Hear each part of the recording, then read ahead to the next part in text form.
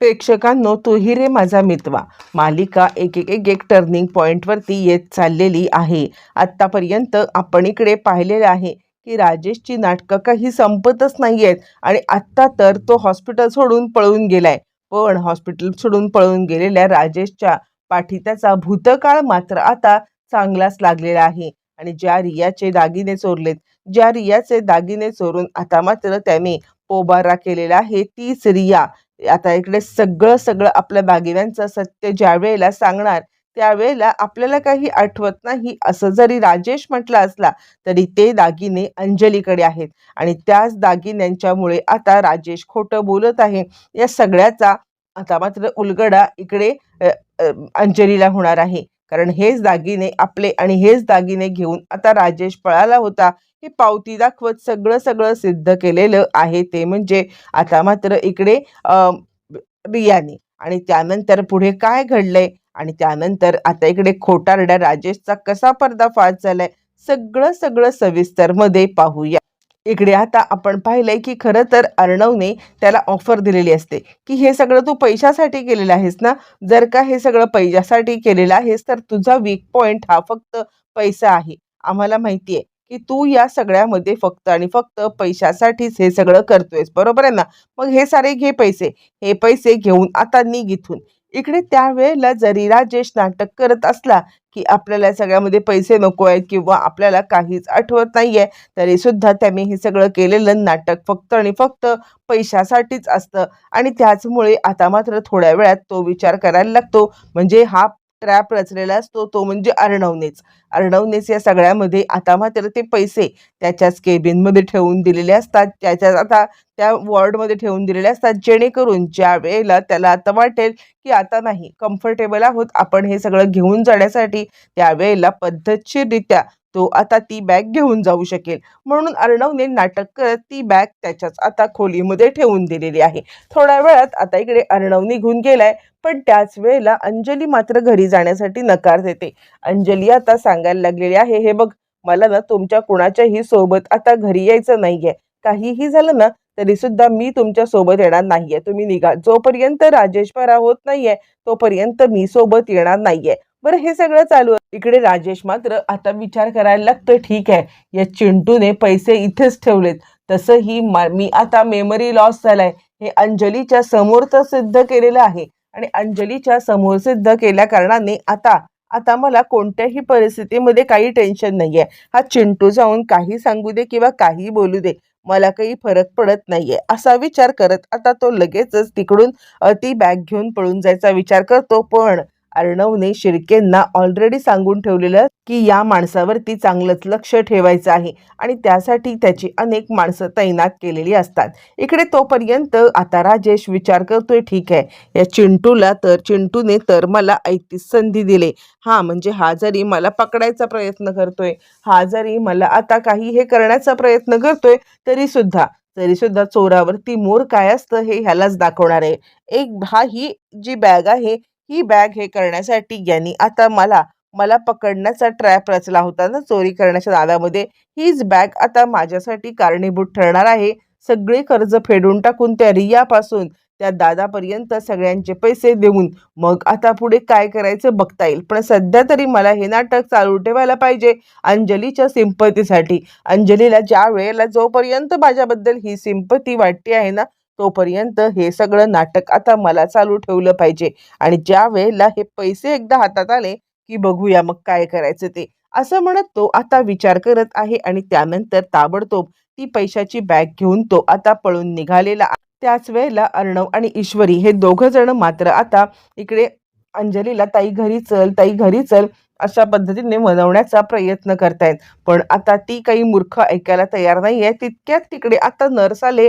अहो चला लवकर, तुमचा पेशंट पळून गेला, तुमचा पेशंट पळून गेला असं म्हणत ती आता अर्णव आणि ईश्वरी या दोघांना पण सांगत आहे. आता मात्र दोघांना चांगलाच धक्का बसलाय. काय बोलताय तुम्ही डॉक्टर, यावरती मग आता डॉक्टर म्हणायला लागतात, हो, तुमचा पेशंट पळून गेलेला आहे आत्ताच थोड्या वेळापूर्वी. आणि त्यावरती मग आता इकडे विचारायला लागतो अर्णव, त्याच्या हातामध्ये काही होतं का? यावरती नर्स सांगायला लागते, आत्ताच आम्ही सीसीटीव्ही कॅमेरा चेक केलाय, तर त्याच्या हातामध्ये एक आता काळी बॅग आहे. यावरती मग आता इकडे अर्णव सांगायला लागतो, काळी बॅग ना? ताई बघितलंस? ताई बघितलंस? मी तेच सांगण्याचा तुला प्रयत्न करत आहे. त्यावरती मग वल्लरी म्हणते, कसली काळी बॅग? त्यावरती अर्णव सांगायला लागतो, मी त्याला पैशांची ऑफर दिली होती. आता जर का हा सगळं विसरलाय, तर ह्याला पैसे पळून घेऊन जायची कशी काय आठवण राहिली? म्हणजे काही झालं तरी सुद्धा पैसे घेऊन हा कसा काय पळाला? असं म्हणत अर्णव आता या सगळ्यामध्ये इकडे आता अंजलीचे डोळे उघडण्याचं काम करत असतो आणि त्यावेळेला नर्स सांगायला लागते, हो, आम्ही फुटेजमध्ये पाहिलंय त्यांच्या हातात एक काळी बॅग आहे. आता मात्र अंजली सांगायला लागते, हे बघ चिंटू, हे सगळं तुझ्यामुळे घडलंय. ती काळी बॅग काय होती, त्यात तू काय ठेवलं होतंस, तू काय नाटकं केली होतीस, याच्याबद्दल मला काही माहीत नाहीये. सगळ्यात महत्त्वाचं, माझा नवरा कुठे गेलाय आणि तुझ्यामुळे जर का आता तो हे सोडून गेला असेल ना हॉस्पिटल, आणि जर का तो सापडला नाही ना, तर गाठ माझ्याशी आहे. चिंटू, मी तुला सोडणार नाहीये. असं म्हणत अंजली आता उलटी त्याच्यावरतीच फिरलेली आहे. त्यावरती मग आता इकडे ईश्वरी सांगायला लागते, हे बघा ताई, तुम्ही पॅनिक होऊ नका. असं काही होणार नाहीये. त्याला काही होणार नाहीये. त्यांना आता तुमच्या समोर आणून उभं करायचं काम आमचं. त्यावरती अंजली म्हणते, बिलकुल नाही. काही झालं तरी सुद्धा मी आता तुमच्यावरती विश्वास ठेवणार नाहीये. मला आता या सगळ्यामध्ये स्वतःच तिकडे यायला पाहिजे. असं म्हटल्यावरती मग आता अर्णव सांगायला लागतो, ताई, तुझी तब्येत नाहीये बरोबर. यावरती मग आता वल्लरी विचार करते, नाही नाही, हे जरा अतिच झालेलं आहे. म्हणजे मुळातच या सगळ्यामध्ये काहीही झालं तरी सुद्धा आता इकडे या ह्याचं भांडं फुटण्याची वेळ आलेली आहे. म्हणजे हा जर का अतिनाटक करत राहिला ना, तर आता सगळं हातातून निसटून जाईल माझ्या. म्हणजे ह्याने नाटक केलं तर आता एका पॉइंटला ही अंजली सगळी प्रॉपर्टी सुद्धा घेईल हातामध्ये. आणि त्यामुळे ती सांगायला लागते, एक काम कर अंजली, जा. मला सुद्धा अर्णव आणि ईश्वरी काय सांगतायत ना, ते कुठेतरी पटतंय. म्हणजे आता बॅग घेऊन का तो पळाला? त्याला खरंच काही आठवत नाहीये ना, तर आता बॅग घेऊन पळायचं कारण काय? तो जर यांच्यापासून लपून पळत असेल तर वेगळी गोष्ट आहे ना. असं म्हटल्यावरती मग आता इकडे सांगायला लागते, अंजली मामी, तू सुद्धा या सगळ्यामध्ये यांची बाजू घेतेस. यावरती ती सांगायला लागते, मी बाजू वगैरे काहीच घेत नाहीये. मुळातच या सगळ्यामध्ये मी फक्त फॅक्ट बोलते. मग काय? मग अंजली, अर्णव आणि ईश्वरी हे तिघजण शोधायला निघालेले आहेत, ते म्हणजे राज. आणि निघताना अर्णवने फोन केलेला आहे दादाला आणि दादाला सांगितलंय की हा माणूस पळून गेलाय. आणि दादाने लगेचच रियाला बोलवलंय. आणि त्यानंतर मग आता इकडे अर्णव सांगायला लागतोय की ज्या वेळेला ही दोन माणसं त्याच्यासमोर येतील ना, त्यावेळेला तो नक्कीच गडबडणार. मुळातच तो पैसे घेऊन का गेलेला आहे? पैसे घेऊन जाण्याचं कामच काय? कारण आता पैसे घेऊन तो गेलाय, कारण त्याला या दोघांच्या पासून सुटका पाहिजे आहे. त्यामुळे कुठेतरी हे दोघं जण समोर आल्यावरती तो नक्कीच बोलणार. आणि त्यानंतर मग आता ईश्वरी म्हणते, पण हे सगळं होईल का सर? म्हणजे मला कळतच नाहीये काय चाललंय. पैसे आधी नकार दिले आणि मग त्यानंतर तो पैसे घेऊन आता पळून गेला. त्यावरती मग आता इकडे लगेचच अर्णव सांगायला लागतो, काही काळजी करू नकोस. हा प्लॅन नक्की वर्कआउट होईल. तो कुठे दिसतोय ना, हे एवढं बघ. असं म्हटल्यावरती त्या दोघांनाही पळणारा राजेश दिसतो. आता राजेशच्या डोक्यामध्ये काय चाललंय कोणालाच काही कळायला मार्ग नाहीये. आणि त्याच वेळेला मात्र आता इकडून रिया आणि तिकडून दादा या दोघांना पाहिल्यावरती तो मात्र चांगलाच पॅनिक झालाय. अरे देवा, हे दोघं जण कुठून आले? हे दोघं जण कसे काय आले? असा विचार करत असतानाच अचानकपणे इकडे दादा समोर आलाय आणि त्यानंतर त्याच्या हातामध्ये असलेली ती काळी पैशाची बॅग आता हिसकावून घेतोय. काय रे, पळून जाण्याचा प्रयत्न करतोयस का? मला फसवण्याचा प्रयत्न करतोयस का? तू त्या राजेश शिर्केंना फसवू शकतोस, त्यांना सांगू शकतोस की तुला काही आठवत नाहीये, पण तू माझ्यासोबत हे काही करू शकत नाहीयेस. एक गोष्ट लक्षात ठेव, तुला असं वाटत असेल की तुझ्या ह्या भूलथापांना मी बळी पडेन, पण बिलकुल नाहीये. ही बॅग दे इकडे. माझे इतके पैसे घेतलेस ना. आणि तोपर्यंत मग आता लगेचच तिकडे अर्णव, ईश्वरी अंजलीला घेऊन आलेले आहेत. आणि त्यानंतर अंजली म्हणते, दादा तुम्ही?